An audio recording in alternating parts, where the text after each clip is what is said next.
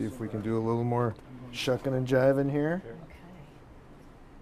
And then we got a bunch of students. Yeah, we got eager students there. Eager and ready to go. All right. Jordan, why don't you come in ahead of the governor? Sounds good. And then you stand aside while Jordan introduces you. Great. Do you want to talk to people in the room Yeah, first? no, I hope I can shake hands. All If I can right, do that, let's yeah. it. Jordan. That's great. Hey guys, how you doing? Jay, what's your name? Yes, sir, purpose. Yasser, Jay, nice to meet you. How you doing? Jay, how you doing? I'm Lainey. Lainey, nice to meet you. Jay, I'm Franklin, nice to meet you. playing football? Yes, sir. What position? Wide receiver. What's that? Wide receiver. Oh man, I'd like to throw to you. If I had a wide receiver like you, I could have been in the NFL for sure. Jay. Emily. Emily, good to see you. How's it going? Mitchell. Mitchell, Jay. Haley. Haley, how are you? Cassandra. Cassandra, nice to meet you. Hi, I'm Ailish. Ailish, nice to meet you. How'd this table get together? Randomly? Oh, it looks like a pretty smart table. I don't know. How you doing? Jay. Hi, David. David, good to see you. Philip. Philip, how are you? Cheddar Wing. Good, good to see you. Jay. Chris. Chris, how are you? Brendan. Great, Brendan, nice to meet you guys. Listen, we probably should get started. I shake a few hands a little later. You guys can hang for a while. We'll see. You got to listen to the speech, then you see if you hang.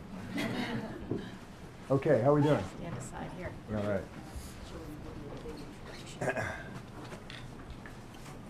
Good morning. My name is Jordan Cook, and I am a Kevin B. Harrington Student Ambassador. On behalf of the faculty, staff, and students at the New Hampshire Institute of Politics at Saint Anselm College, I'd like to welcome you and thank you for joining us for this morning's event. The Institute's mission is to educate, engage, and empower citizens of all ages to actively participate in the civic and political life of their communities and strengthen democracy. The Institute is nonpartisan and does not endorse political issues or candidates. Before we begin this morning's program, I would like to just remind you to turn off any cell phones or other devices that make noise. Today's speaker, Jay Inslee, is a native of Seattle and is the governor of Washington. He assumed the office of governor on January 16th, 2013, and is currently serving his second term. Before becoming governor, Inslee served in the House of Representatives for Washington's 14th Legislative District. After 4 years, he was elected to serve his state in the United States House of Representatives for Washington's 4th District and then his 1st District. Governor Inslee graduated from the University of Washington in 1973, receiving an economics degree, and then graduated from Willamette University School of Law in 1976. He has dedicated a large portion of his public life to fighting climate change, both indirectly and directly, to make clean energy more accessible to Washingtonians. Creating innovative jobs in the sciences, education, and other fields has been a strong priority of his governorship as well. And he's worked to expand the aeronautics, public education, and automobile industries, among others. Following Governor Inslee's remarks, we have a brief question and answer period. Ladies and gentlemen, please welcome Governor Jay Inslee. All right, thanks, buddy. Nice to you. You didn't set the bar too high. Yeah. Thanks a million. Good morning. I am just so delighted to be here. I look out at the brightest generation in American history that are at this college, and the fact that you're an Institute of Politics is very inspiring to me. And I am very confident that if you all are in the United States Senate, all of our federal employees would be getting paid right now. And I can't wait till you are in those positions to do that. We need you, and I appreciate you being here on a nice, beautiful morning. I think I've understood the New Hampshire system of defeating climate change, which is to basically freeze it out. It was 29 degrees below zero at Mount Washington yesterday. James Inhofe would be proud of you and your efforts. But we have an issue to talk about today, and I know there's many things that I hope I get to know you a little bit about and the issues you want to talk about. But today the issue is climate change. And I'd like to share with you in my comments before we have a dialogue 4 things. Number one, why I think this is of such an urgent matter and why it requires the next administration to intensely focus as the first and foremost priority. Why I believe it is a unifying principle that can unify Americans. Why I believe this is a matter of promise as much as a matter of peril that actually can help grow our economy and our communities. And why I'm optimistic fundamentally about our ability to defeat climate change. So let me just start with the matter of urgency. The matter of urgency is quite apparent. We saw the IPCC report here just a few weeks ago that basically concluded we've got about 10 or 12 years to act in this regard, or basically it will be too late to really stop catastrophic climate change. And when I talk about climate change, it's very personal to me, as I'm sure it's becoming personal to you. It's personal to me when I stood in the middle of Paradise, California a few weeks ago, town of about 27,000 people, and I drove for an hour and you could hardly find a house standing. It's personal to me where last summer in Seattle, Washington, I live in Little Island just west of Seattle, Washington. In Washington State, we had to close our swimming pools because the air was so unhealthy, kids could not go outside. You think about that, in a summer day, and we enjoy the sun when it shines in Seattle. It's a big deal when the sun shines in Seattle, but the kids could not go outside to swim. Our air quality in Washington State was the worst in the world, not Beijing, not New Delhi, but in Washington State, because of forest fires that were consuming our Cascade Mountain pine forests, and in British Columbia had caused this massive pall of smoke. There were ash on the hood of the car of people when they woke up in Seattle from these massive forest fires. That's personal to me when my grandkids can't go outside to play. It's personal to me when I meet people, as I did in Miami a few weeks ago, meeting the mayor of Miami Beach, where they've had to build up their roads 1.5 feet because of the encroaching waters, because of ocean rising and inundating that city. So when you go to Miami Beach now, when you go shopping, you walk down from the roads down to the stores. That's personal. And this is now becoming a personal issue in people's lives. What used to be a graph on a chart is now a reality in our lives. And because of that, we just have to recognize this central premise of climate change, and it's this. We are the first generation to feel the sting of climate change, and we are the last generation who can do something about it. And it is my belief that when you have one chance in life, you need to take it. And we have one chance to defeat climate change, and it's right now, and in the next several election cycles. And so you can't overstate the urgency of this matter. There are many things that we need to work on in our communities. The cost of college, the ability to have greater early child education, net neutrality, all of which we've made great progress on in my state. But this is an issue that doesn't allow us the luxury of any time to defer this issue any further. We have to act now. So this is an urgent matter of peril. Second point is, I believe this is a unifying issue, and it is a matter of equity as much as it is a matter of the environment. We know we have a community that has suffered racial disparity, suffered income inequality, and we know that we want to aspire to Martin Luther King's dream. My favorite quote of his is that he said that we are tied in a single garment of destiny. We are caught in an inescapable network of mutuality. And I think that there is no more apt quotation than that one about the issue of climate change, because it is something we share universally across the planet. It is something that if we play our cards right, we can address issues of inequity and injustice when we defeat climate change. And here's the reason I say that. You know who are always the first victims of climate change? It's the poor. It's the marginalized. It's the people living next to the freeways and next to the toxic industrial sites.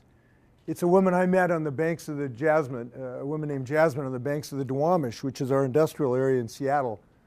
She was a 14-year-old girl, met her a couple years ago, and she said that she didn't know there were some kids who didn't have asthma until she was 11. She thought every kid had asthma. That's how bad asthma is in our communities right now, and people who have to live and breathe that diesel smoke and breathe those carbon fumes. So this is an issue of health. It's an issue that unifies us. And when we defeat climate change, we increase justice and environmental justice in our society. This unites us all. So we know it's urgent. We know that it can unite us in our response. But there is a silver lining to climate change. And this is an important point, and one I want to just talk with you about a few minutes about. And that is, it is a matter of great peril, but it is also a matter of great promise. Here's the reason I say that. The United States of America is a very unique country. We are the most creative, innovative, entrepreneurial people in human history. And where we have shown, when we have had great economic growth, it has been in times of technological change. Because this is what we do in the United States. We invent, we create, we build. You know, in my city, we made the first commercially successful jet airliner. We've led in the development of software, now in bioscience. This is in our wheelhouse of what we do here in the United States. And because of that, this is, I believe, the greatest economic opportunity that our country has in the upcoming decades. Because we know we have to essentially decarbonize our economy. We know we have to stop being slaves to the oil and gas industry. We know we have to break this monopoly of the fossil fuel industry, which has right now kept us addicted to fossil fuels and slaves to whatever price hikes they impose upon us. We need to break that addiction, fight back against those powerful interests, and free this country to grow an economy based on clean energy. Now, here's why I believe this is possible. I got intensely interested in this over a decade ago, and I co-authored a book about 10 years ago. It was called Apollo's Fire, Igniting America's Clean Energy Economy. You may not have read it. I hope it will be required reading here someday at this institute. And the film rights are still available, so I know that you haven't read this book yet.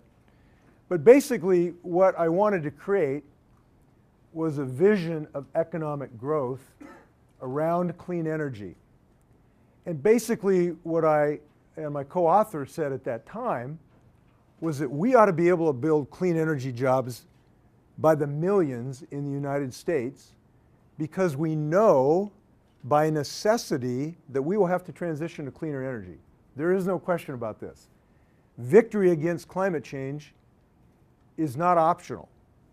It is necessary, because without victory, there is no survival. So this is a battle we have to win. In this transition away from fossil fuels to new sources of energy and efficient use of energy, be it solar or wind or energy efficient housing and commercial facilities, this is a necessary transition. And we know there's going to be jobs created by the bucketful in that transition process. And we are the perfect people to do this, because we are the most innovative people in human history. And your generation is the most perfectly poised to do this, because you're the smartest generation in American history. And you're the most technologically adept. And you're going to be the most entrepreneurial. So I think this is teed up for enormous economic growth. Now, it turns out that what I opined about 10 years ago is thankfully coming to pass. There is so much good news on this front. The price of solar energy has come down 75% in the last 10 years. Think about that, almost 75% just in 10 years. The price of wind energy has come down about 25% in the last 10 years. What I talked about 10 years ago, which is the availability of electric cars and electric buses, just in 10 years has gone from a dream to a reality. Where today, my state has one of the top 3 states in the usage of electric cars. Zero polluting, wonderful, very, very low cost energy. I drive a little GM Bolt, great little car. And fast, man, those things are scooters, they go. We have in my state the greatest per capita usage of electric buses, a little town called Wenatchee, Washington, where we have clean electric buses. I just financed a bunch of electric buses for schools, answering the call of mothers and fathers who don't want their kids breathing diesel smoke in their school buses. So we're using electric buses. We are going to start building the first electric ferry boats in the United States and North America. And I ride a ferry to this island I live on, so this is something that I care about. So what we are seeing is a revolution in real time at a very, very fast pace. And as a result of this revolution and this vision statement, I'm seeing this big in my state. And I'm seeing this jobs being created not just in urban centers, but in rural small towns as well. And I'm kind of a small town guy. I spent 2 decades raising my 3 feral boys in the apple orchards and sagebrush of eastern Washington in a small town. So I kind of like small towns and rural agricultural communities. And what we're seeing in my state is job creation throughout my state, not just in the urban core, not just in Seattle. So in Moses Lake, a little town east of Washington, we have the largest manufacturer of carbon fiber that goes into electric cars in the Western Hemisphere. In Lind, a little town of 300 or 400, I just went to the ribbon cutting of our largest solar farm. In Grays Harbor, which was a town that had some real economic stresses, we are now making biofuels and reducing carbon dioxide as a result of taking feedstock from Iowa, shipping it to Grays Harbor and making it in biofuels. What this means is jobs. And what this means is an economic future where people can pay their mortgage and put their kids through college and afford health care. That's what this means. So clean energy is not just an issue of environmental quality. It is not just an issue of species, preventing species extinction. It is an issue of economic growth fundamentally. If we adopt the policies that we know work to grow these jobs. And here's where you come in.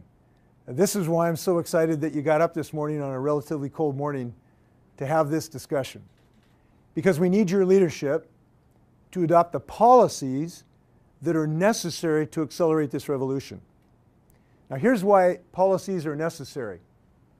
You might ask, with this tremendous technological innovation that's going on, why do we need policies? Why do we need politics? Why doesn't just the market solve this problem? And the answer is pretty simple. How many people are studying economics here? You guys taking any economic class? Okay, we got one. Well, I know in your first economics class, what they taught you about was about externalities. That's the concept where people impose costs on society, but they don't pay for it.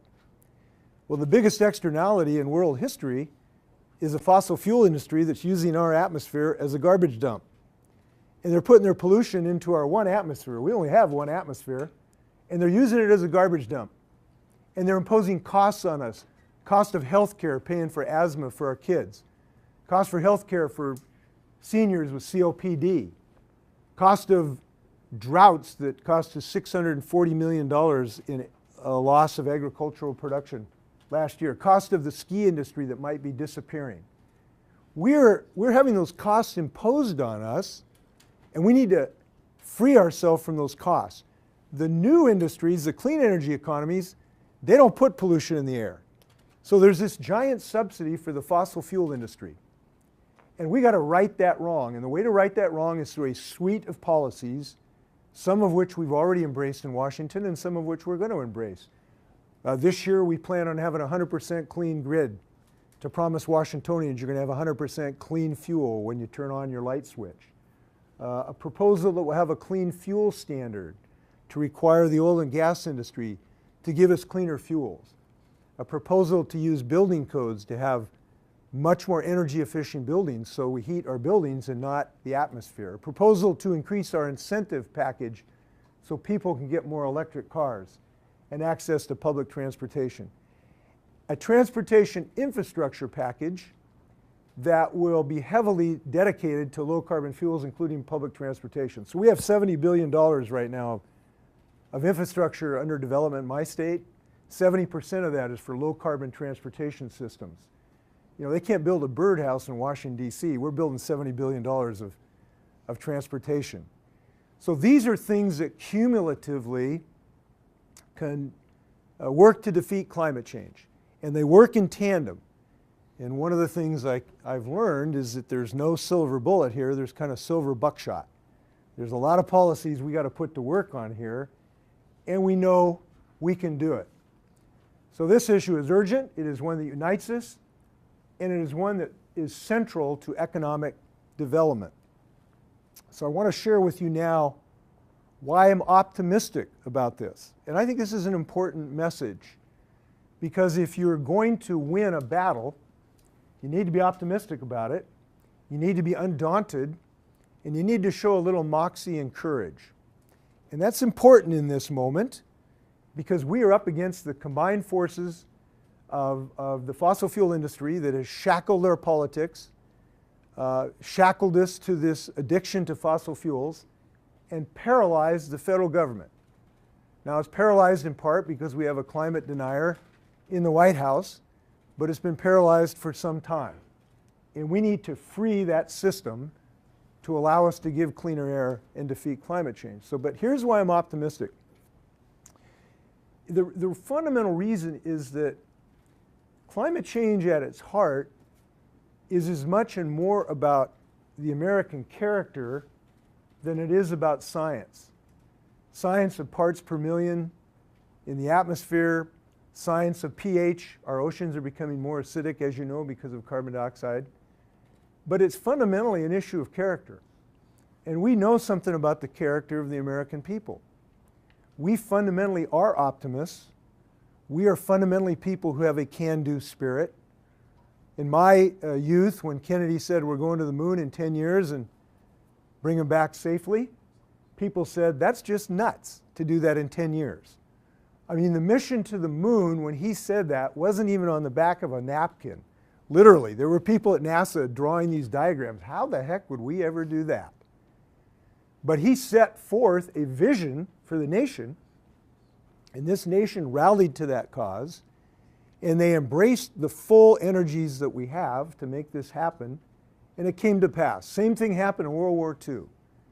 This nation has qualities of teamwork and innovation and dedication and courage that are unparalleled in human history. We simply need a rallying call to ask Americans to come to that mission statement. And when we do, I believe people will rally to that cause, because it is one based on a can-do spirit, which is fundamentally who we are and what we do as a people. Now, the other thing we have going for us is your generation. I said you were the smartest generation, and that was not just simple pandering, it is true. Because what I'm seeing in our labs in Washington State, we've started a clean energy research institute at our colleges. And I'm seeing young people come in and make just gangbuster discoveries. We have continued discoveries in making lithium-ion batteries more effective, making photovoltaic cells more effective, learning new construction techniques. We're building zero-usage homes now.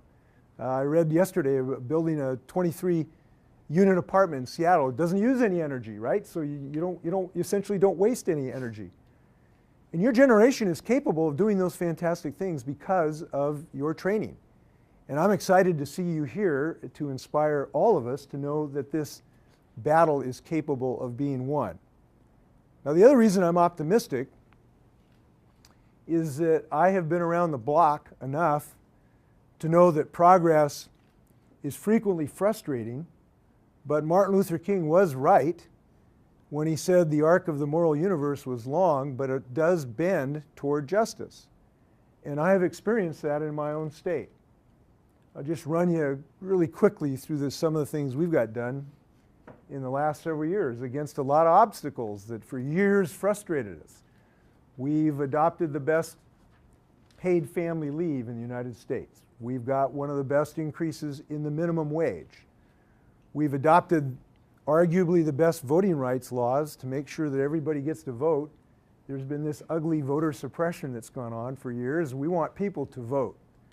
We've got one of the best gender pay equity bills in the United States. I'm proud to have been the first governor to put in law a net neutrality law so that we are free to get access to the internet, and we're not blocked by corporate interests. We've made huge investments in increasing financial assistance to college students. We're going to do another probably 18,000 scholarships this year. We've made big investments and will continue to do that in early child education. All of these things were blocked for years, but you reach a tipping point where all of a sudden you make progress. We've seen that, and I believe is going to happen in the legalization of marijuana movement.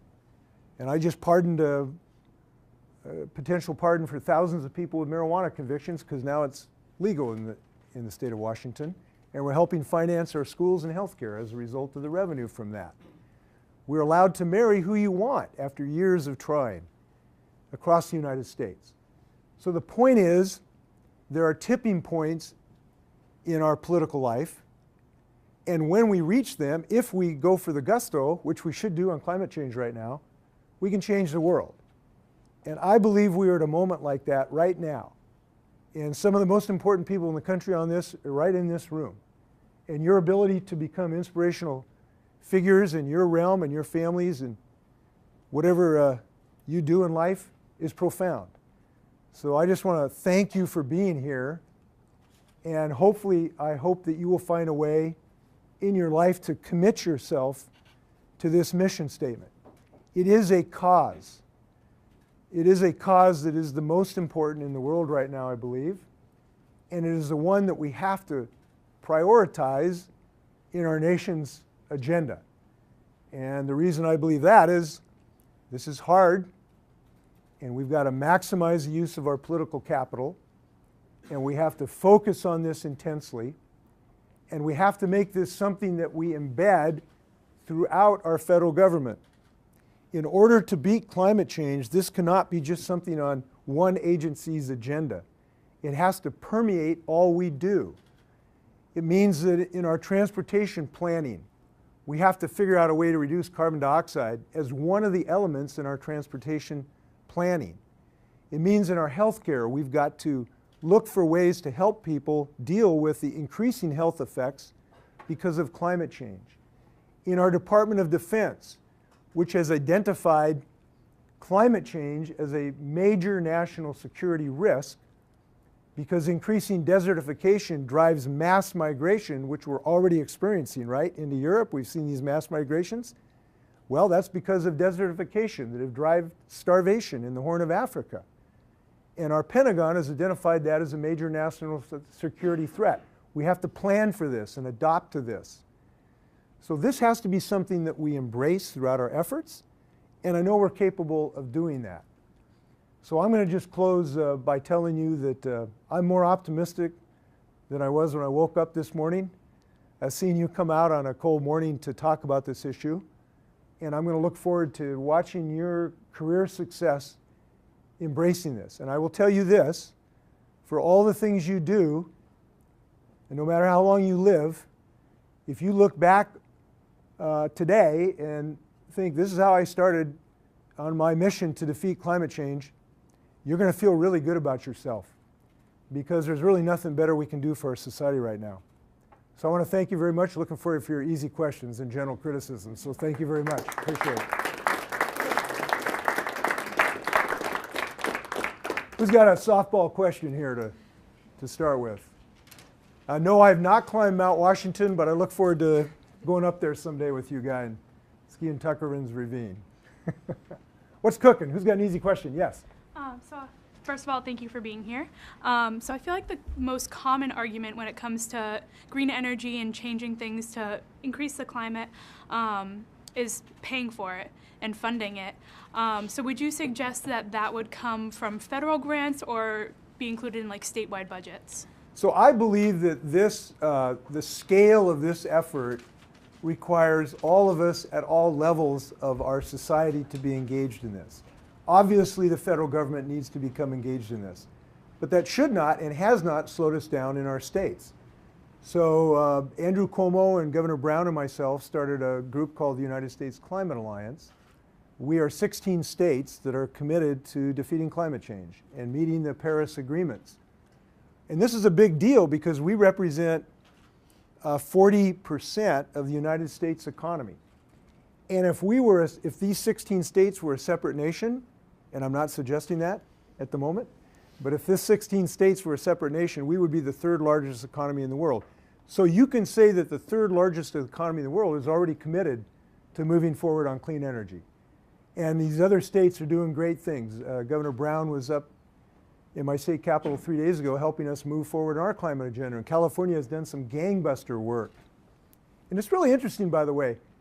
There's almost a one-to-one correlation. The states that have moved forward on clean energy are the ones with the best economy.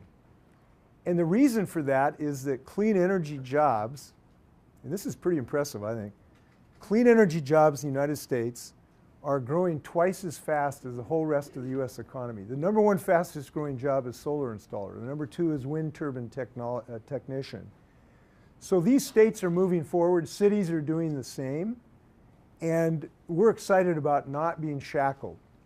And one of the central tenets, I was chair of the Democratic Governors Association, and we had a good outing. We flipped 7 states. We have 7 new Democratic governors this year. One of the things that we're proud of is that Donald Trump cannot stop us. He cannot stop me from embracing 100% clean electricity in my state.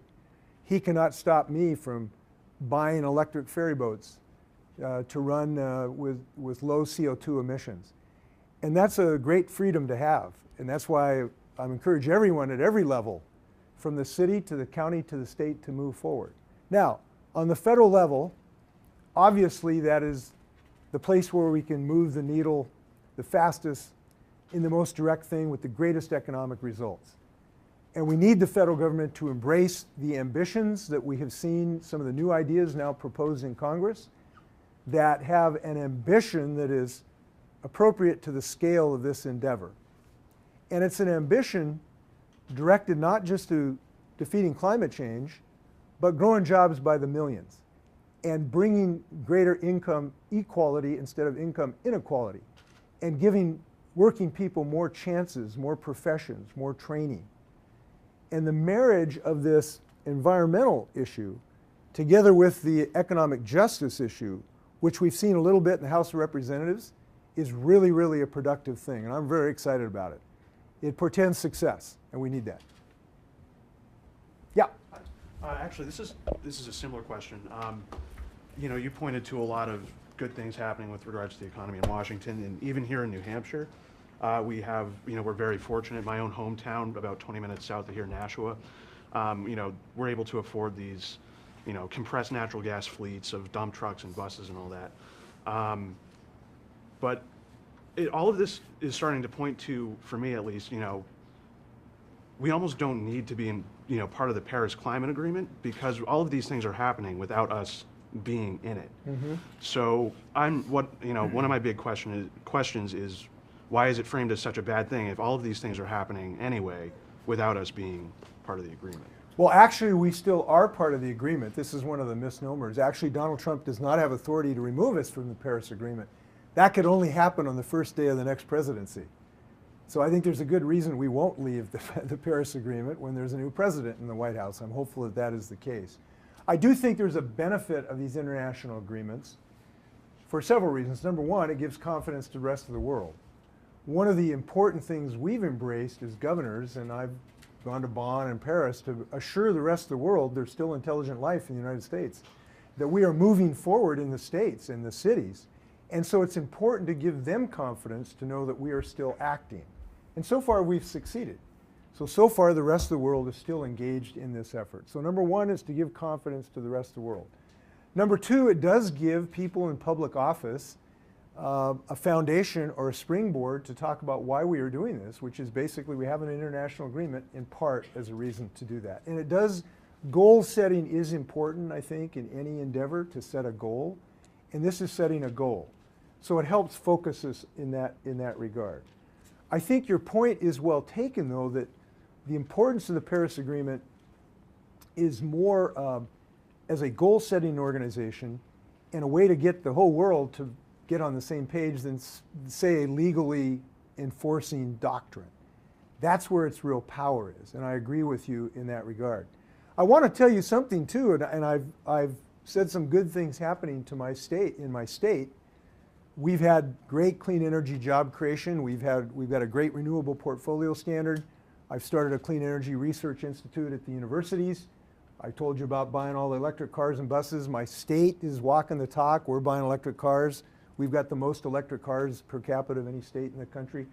So we're doing a lot of great things, and I've told you about the 5 bills that I want to get done this year. But that won't be enough in my state either. We are going to have to take some additional steps above and beyond even what my state has done. So I think there's a value in setting a high bar and having a good goal, and I think that it does do that. And good for what you're doing in your city.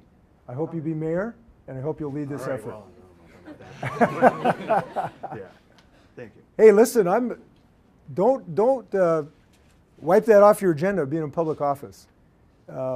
We want young people. We need you. And don't think about, not running for office. You will love it doing it, and we need you. And we need you at every level. In this issue of climate change, you are as important as a city council person who can develop some usage of public transportation in your city as the President of the United States. So I hope you give some thought to that. Just don't run against me. Please. Yes. Aside from your constituents and maybe us in this room, who do you draw inspiration from in regards to this climate change fight? And who do you think can kind of stand next to you and champion this to the next level that it needs to go? I appreciate that. I had to think about this for a moment. I think the most inspirational people to me are my 3 grandchildren. And when I see them, I see their lives unfolding for the decades to come. And I recognize that if I do my job, they're going to have a great life. They're going to enjoy what I did: salmon in the rivers, snow in the mountains, forests to walk in, and clean air to breathe. And I want that future for my grandchildren. And my grandchildren have a very early appreciation of that, and actually a recognition of some of these issues. I have a 10-year-old grandson. We were walking the other day, and he said, Bobo, that's my name, Bobo, because that was the name of a gorilla at the zoo when I grew up. So this is Bobo. He says, we are all nature. And I just think, from the mouths of babes comes wisdom. And he even recognizes this and has begun to talk about this issue. The other inspirational people are my mother and father, who are not with me now, but in spirit. And they infused me in this appreciation of the natural world. They spent time revegetating the alpine meadows on the slopes of Mount Rainier. They taught young people the arts of the environment. My dad was a biology teacher, so we kind of believe in science in our household, unlike the current occupant of the White House. And we embrace scientific decision making. And I appreciated that, learning that from my dad. So who's most inspirational for you? Well, I would also say my dad. Yeah. Well, thank him. He did a good job. Make him proud. I will. Yes. Governor, thank you for being here, first off. I know it's very cold and you came a long distance from Washington State. My question relates to the fossil fuel industry and how we're going to wean ourselves off of oil, especially since we're now the largest oil producer in the world. I'm just wondering how, are you proposing a zero carbon emissions like some people in the Democratic Party? So there's a lot of things we have to do. We have to elect people who will stand up against that powerful interest. I've said I'm not going to accept campaign contributions from that industry. That's just a small thing, token of commitment. Well, there's many things embedded in your question. Basically, what this means is we have to develop the technologies and the industries and the jobs that can replace what we do with oil and gas with other systems that are decarbonized. It's really not, in a sense, not rocket science. So we cannot be driving internal combustion engines 100 years from now in mass quantities and not despoil the planet and make it really, in some sense, a place we don't recognize. That's just a scientific certainty.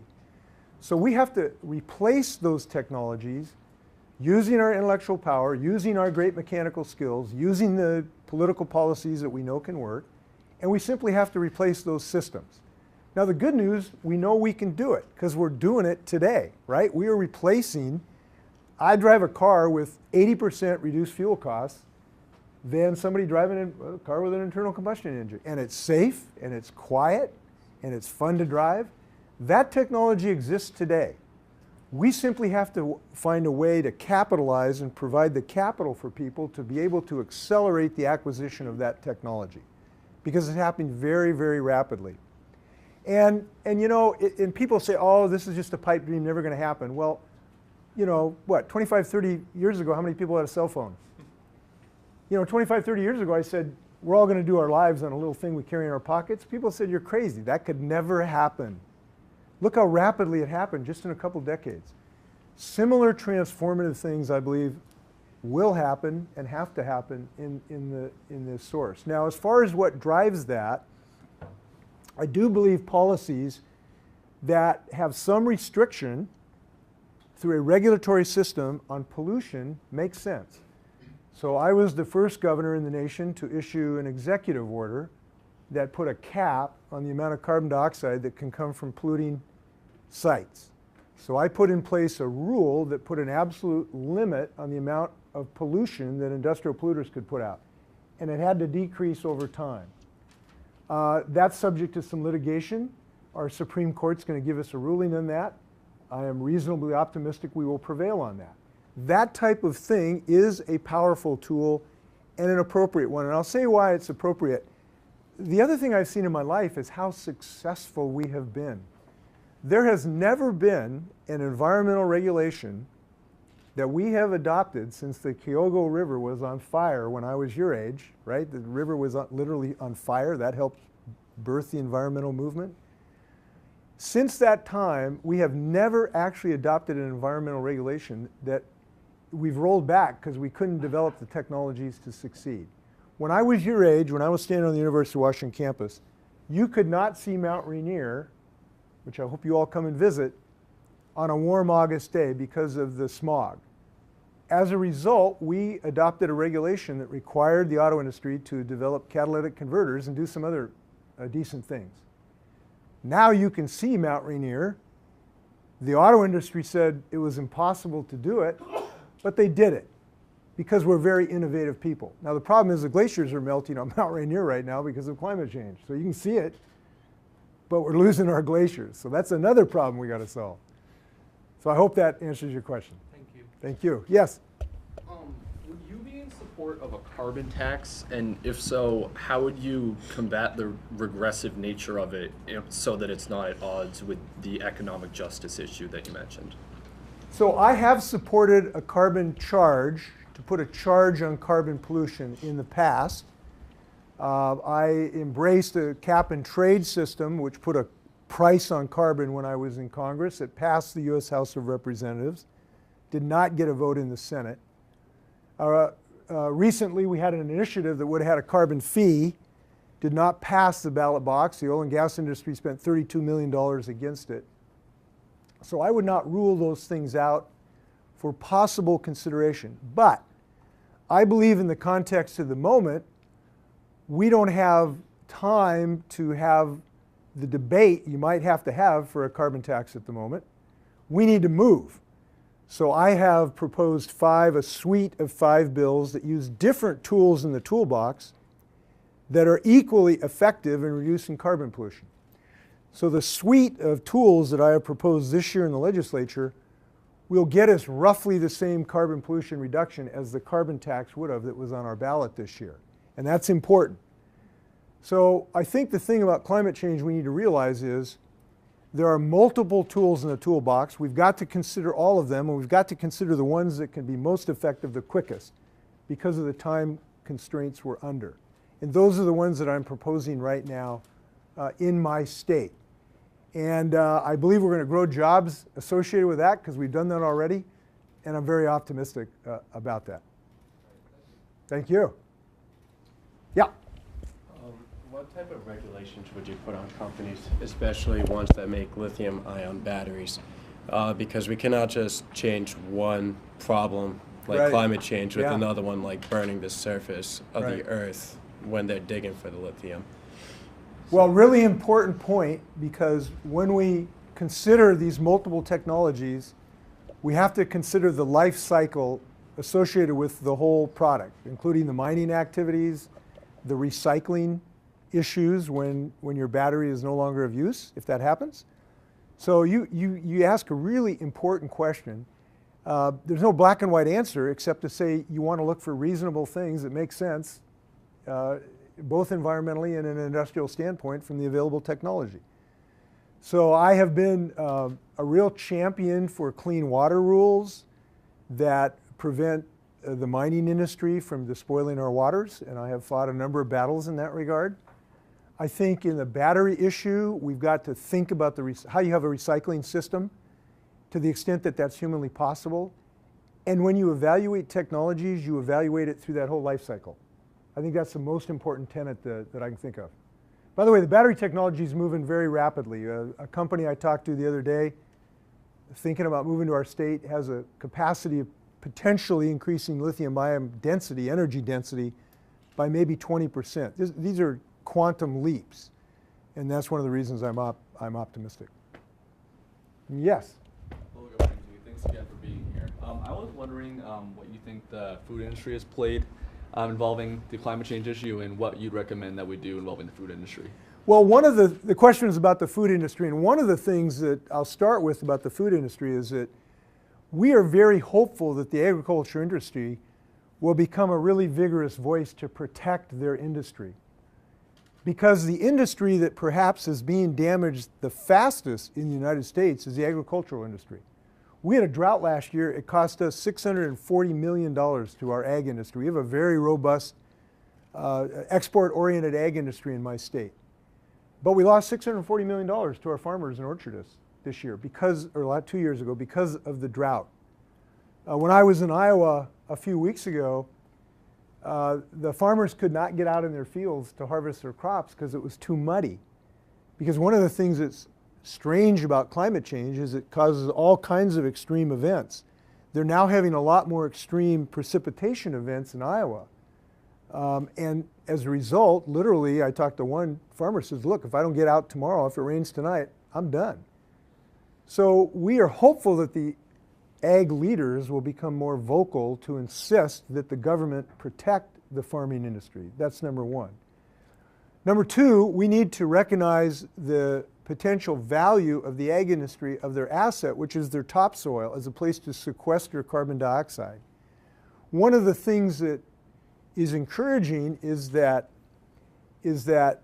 farmers have had a stream of revenue by renting their acres out for wind turbines, and that's been a real moneymaker for them. But other potential moneymakers are streams of revenue because you can sequester tons of carbon dioxide by having the right tillage system on your farm. You can do the same thing in your timber lot. So you can grow trees, and of course they suck carbon dioxide and embed it in the tree, so you get it out of the atmosphere. Richard Branson, one time I gave a speech and he was sitting right next to me, and I said, Mr. Branson, I said, I saw you offered a $10 million prize to anybody who could develop a technology to suck CO2 out of the atmosphere and sequester it. And I pulled out this sketch of a cedar tree that I'd just done and gave it to him. And I said, I'll take my 10 million bucks. I just invented this technology. So there's a stream of revenue. By the way, he wrote the check but did not sign it. So that happens sometimes. So this can create a stream of revenue for forest owners, farmers, that we can embed in these processes. And we hope that's going to happen. I think we have time for one more question, and then the Governor's graciously accepted our request to have a student photo taken afterwards. So one more question. Who's got an easy question? Yes. You've talked a lot about running for office. You talked about going to Iowa. Are you going to take your fight against climate change to the 2020 presidential election? Yes, I will, but the question is in what capacity? I am seriously considering being a candidate. I've not made that decision yet. But if I am not, I'm going to join you in insisting that my party put up a candidate who will make this a primary, paramount commitment to the American people. And nothing less is up to the task. This cannot be one of many issues. It has to be a foremost issue in order to succeed. And so if I'm, as a private citizen, making a selection of our candidate, I'm going to do everything we can to make sure we have that kind of candidate do this kind of job. And I hope you'll join me in that effort. So thanks for your question. I'll come looking for you if I become a candidate. Thanks a lot. Good luck. We'll see you at the victory party. On behalf of the faculty, staff, and students of Saint Anselm College and New Hampshire Institute of Politics, I'd like to thank you for coming Thank you today. very much. Thank you. I appreciate this. Thank you. Thank you very much. I appreciate it. Please, let me say hello. What's that? Love to say hello to you folks. Jay, thanks for your guys' smart questions, man. And you didn't ask any ones that were impossible to answer, too. So you guys were easy on me. Thank you. Yeah, nice to meet you. Thanks for being here, guys. Thanks for getting up. You guys got a great institute here. How'd you get interested in this? Really? Yeah, great. Jay, nice to meet you. Thanks. What's your name? Spencer. Spencer, good to see you. Jay? Sean. Sean, I'll look forward to your advice on those Thank you. policies. I'll look Very forward to your good. book. Thank you. Jay? Josh. Josh, good to see you. for coming. Nice to see you again. Thank you again for Thank you coming. very much. Really appreciate it. Jay, how are you? Kylie, nice to meet you. All right. Thank you. Thanks for wearing Patagonia. That's our favorite out in Washington State. Really? Yeah, it is actually. My son is, he's a climber and outdoor guy. And he works for a group called Outdoors for All. They take people with disabilities Oh, wow. and take them with outdoor recreation. Oh, that's awesome. And my other son works building trails for King County, bike trails, hiking trails. So Oh, my God, that's awesome. we do a lot of work outside. Nice. Jay, Hi, Perrin. very nice to see you. Nice to see you. Thanks for being here. Jay, Connor. Connor, how you doing? Pretty good, how are How'd you you? get that great name? I don't know. Yeah? My second family. son's a Connor, so. Oh, really? Yeah, it worked out well. Awesome. Ask him if you were named after the book Trinity. Did they ever tell you that story? No, I haven't. So I got the name out of the book Trinity, Okay. which is a book about Ireland. Check it out. Ask them if that's where they got it. Actually might be part of it. Seriously? Yeah, it Yeah. might be. Well, there's a lot of Connors kind of your age Oh, yeah. because of that book. Jay, Madison. What was it? Madison. Madison, nice meeting you. You as well. What are you studying? Early education. Great. You know, we're going to have a job for you in Washington. Perfect. I hope you'll come out. We're expanding our early education by about 4,000 students this year. And we just are so, this is just really exciting for me because it's breaking the cycle of poverty, as you know. That's cool. Well, come on out. Yeah, of course. Jay, how you doing? Adam. Adam? Yes. Nice to meet you. Nice to meet you. Thanks for having me. Jay? Maddie, nice to Maddie, meet you. how are you? how Thanks are for you? being here. Thank you. Jay, how you doing? Brian. Did you guys get your questions answered? I think so, yeah. Really? Good. Yeah. Well, you guys hit the highlights, I think. So, in answer to your question, this is something we're going to further discussion at some point, maybe. But right now, we got to move on the things we can get done right now. And one of the things I forgot to mention in the answer to your question is that, for instance, you look at the initiative that we had on our ballot. 90% of the reduction of carbon pollution came from the investment, not the price signal. So economists will say the price signal can help, which is true, but the investment is where you really get your reduction of carbon pollution. If you can find a way just to finance it, which you can do a lot of different ways. You know, repeal the Trump tax cuts. So there's a lot of ways to finance the investment, and the investment is where you really get the pollution reduction. Yeah.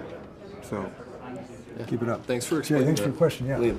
Liam? Nice to meet you. Yeah. Nice to meet you. Jay? Sam. Sam, good to see you. Nice to meet you. How come you got to wear a tie today? You draw the short straw or something? Well, we were hoping to get a 60-second interview with you. Oh, great. Afterward. Oh, great. With With the NIOP Institute. Oh, great. Run on our Instagram page. oh, great. Yeah, thanks for doing that. I look forward to that. Jay, Hi, Charlotte. Charlotte, nice to meet you. Jay, Matt, nice to meet you. good to see you. Thanks for your guys' hospitality. Really appreciate it. Look forward to your careers. And Washington's a great place to get a good job too, by the way, just so you know. True story. Okay, are we doing an interview, Sam? Yeah, this fellow wanted to do an interview too. Real quick, let me get this mic out here. Let's do a quick photo, and then we're going to have a sit down here on the side. All right. Want to get a quick photo here, guys? Yeah.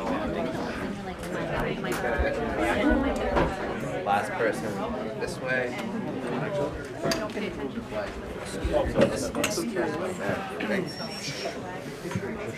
Okay, could I scan with you?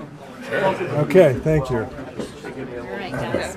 Ellis will give you the cues to squeeze in here. Now, is this the group of folks who are here this morning? Is it like one class, or is it self-selected, or who actually? There's a couple of extra credit opportunities with this. I'm with the student ambassador program, and a couple other people are too. But yeah, it's mostly classes and ambassadors. And Governor, Wait a second. Everyone that's in there, we got to just a little more, maybe 3 rows, and make things way Can we easier. pop a few more in? Yeah, you can pop a few more in the front, especially if Go ahead. it's short. I think that'll be it. If we get sound, everybody come on in. Here, hang on a second. Back just a little bit more. Good. And another student, couple more students here. You guys? Behind you, Ellis. Next to the other Marines. Please join me. Couple more. Great. One here. One here. Beautiful. I'm just gonna step back. And 3, 2, 1. Just gonna make sure. One more. And 3, 2, 1. Take it. Yeah. All right. And 2, 1. Awesome, guys. Thanks, guys. So Thank much. you. Thank you for the I think we got softball one questions. more here. Oh, we got one more? I'm sorry. I'm Guys, sorry. If some of you guys, are you guys coming in here? You gonna take a photo? No? Yes? No? No? No more? Okay, I guess they're not. Okay. Now, is anybody from Washington here? Anybody from Washington State? Well, I hope when you're looking for that first job, remember this, Washington State's a great place to look for that first job. Yeah, especially working for the governor. yeah, We're looking for a lot right of talent. We have an amazing, I mentioned to you guys the number of people moving here from around the country. Because, you know, the economy is just so hot. So if you're looking for a place, come on out. You can always move back. Thank your parents if any of them are helping with your tuition too. Will you just say thanks for me? You can't say. Well, we're working. We are expanding our financial aid program dramatically this year. Really? We've done about 24,000 additional scholarships. We're going to hopefully do another 18,000 this year, and we have what's called the Washington Promise.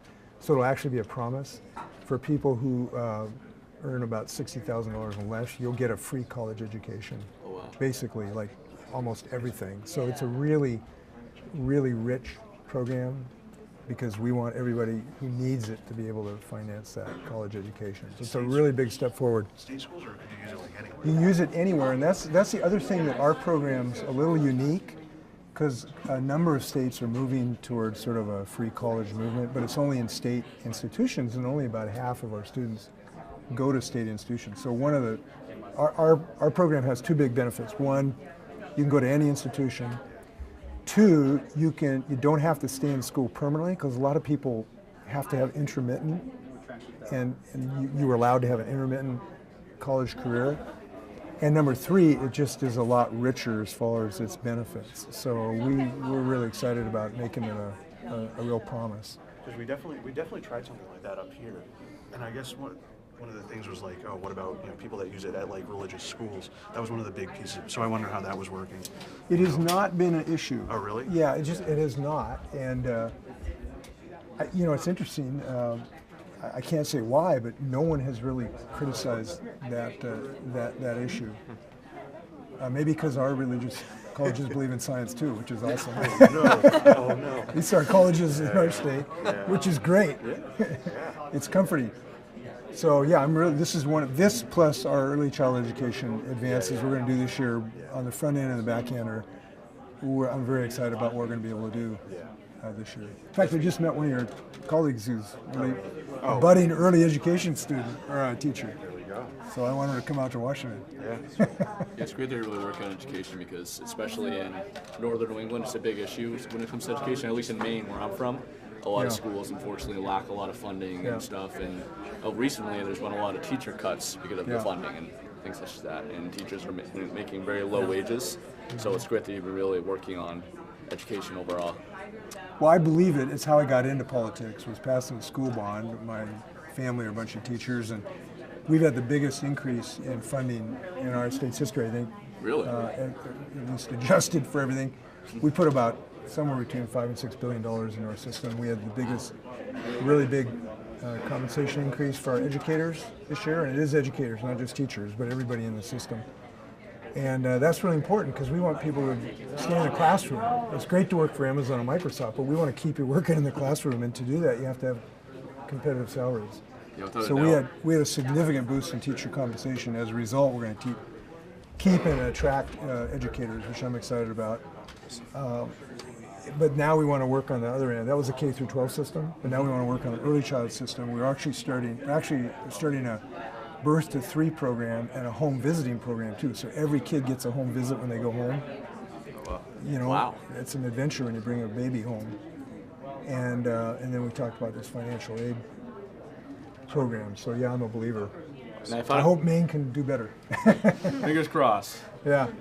Thank you very much for your time. Thank you, guys. Nice meeting you. Really Thank appreciate you. this. Thank you so I'm much. excited about your future. Thanks for the intro. Yeah. Thank you. Can we just get the two of us get a picture here, if we haven't already? Jamal, can we get a picture here? Mind taking one for me? Jordan, and then we have 2 more students from our green team. Oh, great. Yeah. That's great. You mind taking one for me too? Yeah. Got it. I think I got it. Check it out. How'd you look? You look good? Oh yeah, we look like it's a dream team, all right. Where'd they go? Oh, that's great, yeah. So Mitchell and Emily Yeah. are here, Mitchell? part of our green team. Yeah, yeah. And What- Mitchell's what- environmental science major. What is the green team? It's the environmental club. Yeah, basically. Oh, right. Oh, great. Well, thanks for your leadership. I do my best. I do That's my great. Best. Thank you. You're going to be busy this year. You know, we got to override this veto of this energy bill that the governor vetoed last year, and I understand we got a good chance of doing that. Yeah. So I hope you guys are active. I was interning with Molly Kelly, the Democratic Great. governor. Yeah. Wish she won, honestly. I love Molly. She's just wonderful. She was at my Christmas party That's good. in December, and her son lives in Washington State. Oh, I didn't know that. That's awesome. So I'm a really huge admirer of her, and I wish we could have helped her in significant ways. But there may come a day for her again. I hope so too. I hope so too, 100%. Yeah. So I think she's just a tremendous person. She really is. So what are you studying? What's your I'm actually English marketing Uh-huh. major. Yes. English marketing? Yeah, double major. Double major. Okay, you're not marketing English language. No. It sells itself, right? That's the idea. But yeah, so Oh, that's hopefully, great. be able to market and change better. Well, listen, this is a very important part of this movement, is figuring Yeah. that out. Yeah. How to advocate what's the way for to it. talk about it? What's the way to communicate Mhm. complicated scientific Yeah. principles? So your skill set could be very, very important. Sure, So yeah. when you get insights, give me a call. Thank you. You guys asked some very insightful questions here. So you got a good group. So obviously you're doing something right. Yeah. You know, they're trying to start a New Hampshire conservation voters group here. I was at a kickoff last night. Oh, really? Paul Hodes is a former member of the Congress I served with. You might be interested in hooking up with him. Oh, absolutely. Yeah, Paul Hodes. So tell him I sent you. We did the event last night trying to get it going. These organizations statewide are hugely effective. In my 100%. state, we got the Washington Conservation Voters. The League of Conservation Voters does great work nationally. So tell them I sent you.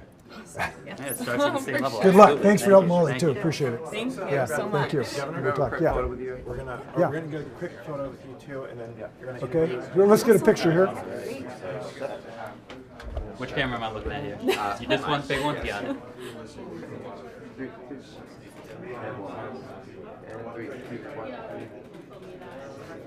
Perfect, guys. Thank you so much. Thank you, guys. Thank you. Good luck. I look forward to your careers. When you get a good insight, call me. Thank you. Good luck. Governor Sam is Yeah, Sam's going to do an interview here? Yeah. Great. Great.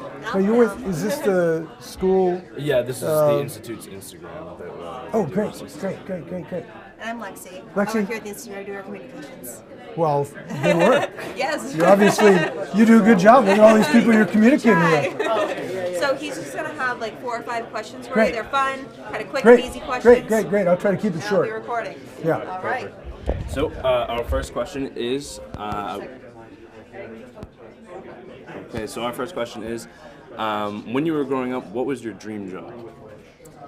Well, probably, playing for the Boston Celtics probably was my dream job early in life. I didn't think a lot beyond that. I actually wanted to be a doctor at one point, but I felt my skills were better suited in being a lawyer, so I ended up being a lawyer, and here I am. All right, and our second question is, for climate change, what is the first step that you would take? Well, the introduction of a very comprehensive bill that would be comprehensive of the nature and the scale and the scope of this economic promise. It would be focused not only on reduction of carbon pollution, but also on creation of millions of jobs across the country. And I believe both are necessary, and we're capable of doing both. I think you have the right idea. And what is one piece of advice you would have for young people today? Vote for someone who believes in climate change and defeating climate change. I really, first, thank you for asking, but the first thing I would say is find something you're passionate about and just get into it, carve a place for you, be the best at it, and then think about public life in some capacity, and that'll suit you really, really well. Doesn't matter what it is, opera, physics, whatever it is, go for it. Perfect. And the final question, what do you think will be the biggest discussed issue of the election of 2020? Well, it ought to be climate change, because it is the thing that is central. Without solving this problem, we can't solve our other problems. And it is the thing that is most challenging. It has to focus our energies in the most unified way. So I'm convinced it should be, and I'm dedicated to that proposition. All right. Well, thank you for your time Thank today. you. I really appreciate it. Good luck. I look forward to your career. All right, thank you. Thank you so much. Thank you. The press Hopefully that was short enough. It was. It was very good. Hey, Governor, you remember Paul from last time, so we'll Paul, take how you doing, man? Very good to see you back here. I met with at breakfast. Yeah. Okay, guys. How you doing, Jay? How's it going? Rob. Rob, good to see you. Going? Good to see you. You're fine, right? Okay. You guys ready? Yep. Well, Governor, you were asked this by one of the college students just now. Yeah, so let's go a little deeper into your timetable. You've got a lot of people now jumping into the race. Do you feel like if you don't act soon, you're going to be left behind? No, actually, we've been very successful promoting this idea of climate change first, and we've actually had some success without being a declared candidate. So we're moving forward with that message. I am seriously considering this. If I do announce, it's going to be weeks, not months. And I'm excited about the reception we're getting on this message of economic growth through climate change. It resonated in Nevada last weekend. I have a sense, I've been in New Hampshire here for a few hours, but it's resonating here because it is one based on job creation and optimism. And I believe that character message can work in a presidential race, and I'm intent to make sure we have a candidate who sees it that way. Governor, what's your take on the current opioid epidemic throughout the nation right now? It challenges every community, urban and rural, upper and lower income levels. We, I think, have had in my state as good or better opioid response because it has been based on prevention. It has been based on a really sophisticated way of training physicians on how to deal on this. We've had one of the most successful ways to prevent the overprescription of opioids by limiting the amount of prescriptions that doctors can give, because we know that that pathway has been a pathway to doom for people through the legal usage of opioids. And we've also been very successful in the implementation of healthcare reform. So we have 800,000 people now covered. We're having good success on costs, and we've treated about 30,000 people with chemical addiction problems, and we have succeeded on that on a bipartisan basis. So for all those reasons, this continues to be a huge scourge, but we are fighting it with everything we got in the state of Washington. You had a chance this morning to meet with Ray Buckley, the chairman of the New Hampshire Party, Democratic Party. Did you guys have a chance to bury the hatchet over the Molly Kelly lack of DGA funding? Well, I'm not sure it's a hatchet that would need to be buried, but I had a really good discussion with Ray, and we talked about the frustrations of having limited budgets nationally, which we had a limited budget and had to make some really hard decisions. And it was particularly hard, and I told Ray this, because I frankly love Molly Kelly. I just adore her. I adore her leadership. So this was a tough decision, but we made some tough decisions. We flipped 7 seats, a record for the DGA, And we had a good discussion, and I believe we're going to move forward in a productive way and get a good Democrat chosen by New Hampshire. And Governor Ray is on the record saying he was surprised you concluded to run because you didn't spend much time, spending money for Molly Kelly. I mean, what do you think about that notion that you should have been putting more money into the state and Democratic race in order to consider 2020 options? Well, I understand the frustration, but I think when people think about this, they might think about the fact that when I was involved in the DJ leadership, we made decisions based on the good of the country and the good on electing Democratic governors across the country. And those decisions were quite successful because we had the biggest haul of Democratic governors in 36 years. They were hard decisions. There were other states where we also did not have enough money to compete: Arizona, Maryland, South Carolina. But we made decisions based on what was important to the country, not important to my potential presidential ambitions. And I think that's the way it should be. I think leaders have to lead and make tough decisions. And there were some tough decisions made. And I'm looking forward to moving forward in New Hampshire with the great success that we did have with multiple candidates. So I'm optimistic about it. You're very passionate about climate change, and that shows. But do you think that's a winning issue for candidates? I mean, Tom Steyer spent money hand over fist in 2016 to make it a top-tier issue, and I'm not sure it registered really well with voters in the end. I mean, why do you think you or a different candidate could do differently? I think the times are different than 10 years ago. I think that people are now experiencing climate change firsthand in their personal lives. They're seeing the fires on their TV screen. They're feeling the water around their ankles in hurricanes. This is a first-tier issue in people's personal lives. This is no longer just a graph on a chart. Fundamentally, that has changed in people's consciousness, number one. Number two, we have a record of job creation now that is outstanding, that can show people that we can grow our economy by defeating this monster. And number three, we may have some leaders that will stand up and make this an issue. We elected 10 new legislators in my state who were climate warriors. We elected governors. All of our governors were people who want to stand up against climate change, and we flipped 7 seats. This is the biggest Democratic victory in 36 years because we made it an issue. So I think the country is ready for it because the American character is inherently a can-do character. It's an optimistic viewpoint that we can solve these problems if we step up and fight them. And I believe that character issue can win a presidential race. And we'll be happy to test it if I become a candidate. Governor, as you travel around and do these kinds of events with voters and talk to donors, are you looking for reactions and commitments that will convince you to get in the race? Or are you looking for reasons not to run at this point? Well, I came here because I do become inspired by young people who are willing to fight climate change. And it is good to be inspired. And it's good to let them know what they're capable of as well. But I am listening to people about this, and I have to tell you that I'm increasingly convinced that an economic growth message that is built around beating climate change is a winning message for the Democratic Party. And the reason is in Nevada, we're seeing job creation by the thousands in the solar industry. I talked to Harry Reid about this when I was there. He recognizes this potential. Here you heard, I think, some enthusiasm from the young people in this regard. And this is a unifying issue because we can talk about job creation in any Midwest state as well as we can do in California or New Hampshire. You can build a clean energy economy in every state of this union. And for that reason, it is a winning message, in my view, in any state in the union. And I'll just tell you, a can-do attitude best beats a we can't do it because we're not smart enough or tough enough attitude every time. And the effort to defeat Donald Trump is an effort to defeat a fearful man who is a pessimist, who doesn't believe we're smart enough to beat climate change. He is wrong about the basic character of the American people. And he is wrong about the science of climate change. And that's going to be proven in the next election cycle, if I have anything to do about it.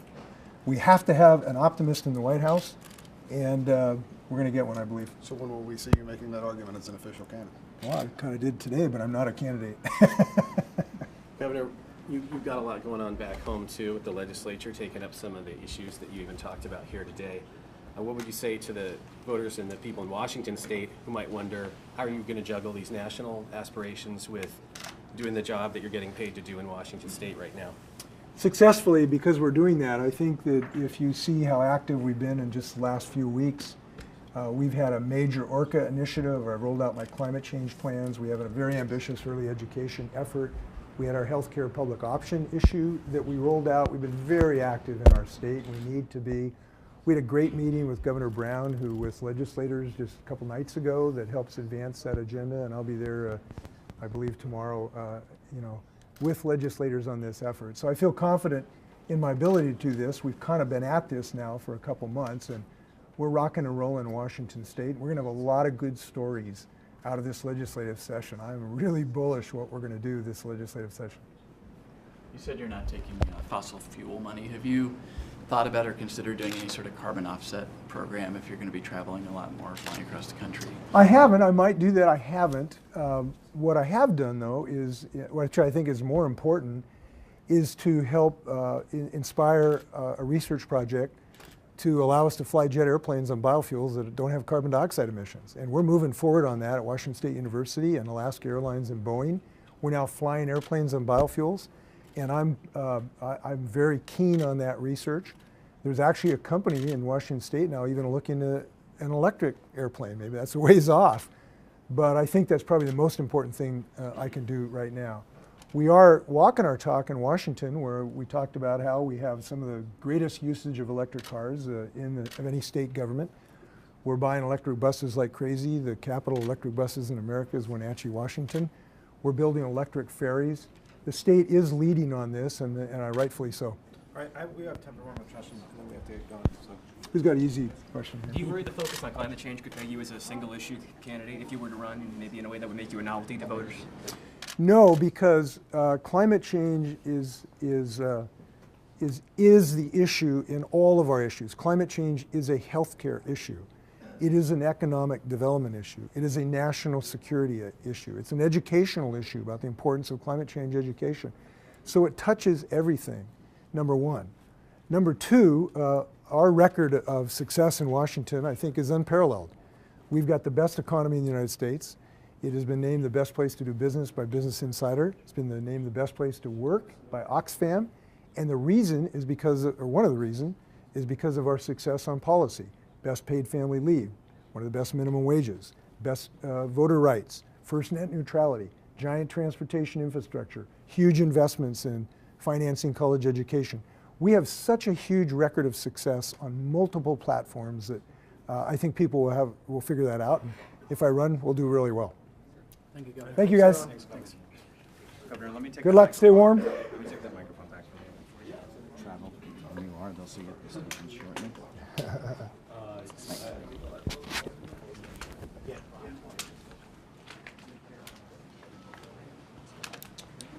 Thanks for covering this. I appreciate it.